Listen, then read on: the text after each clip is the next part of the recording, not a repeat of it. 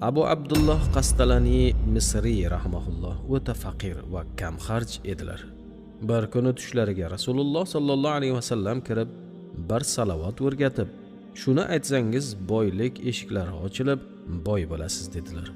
Shayx buni qilib ko'p o'tmay kutilmagan tomondan ish yo'llar ochilib boyib ketdilar.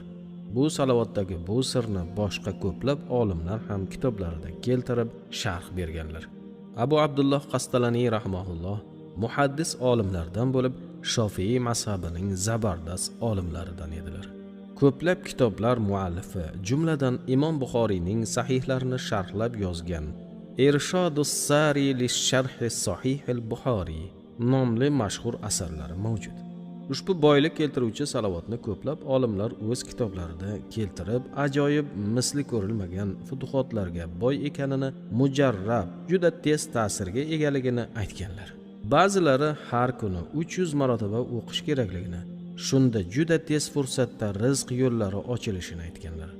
Ba'zilar esa ma'lum sanoqsiz xohlagan vaqt, xohlagancha aytaverishni ma'lum qilganlar.